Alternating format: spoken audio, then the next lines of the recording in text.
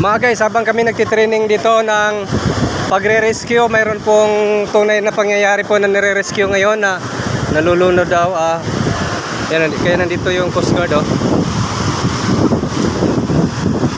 Tingnan natin mga guys, ito po ay live po ninyo ito makikita ngayon.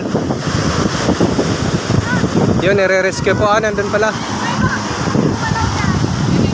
Yun, binibidyohan nga po ng Coast Guard.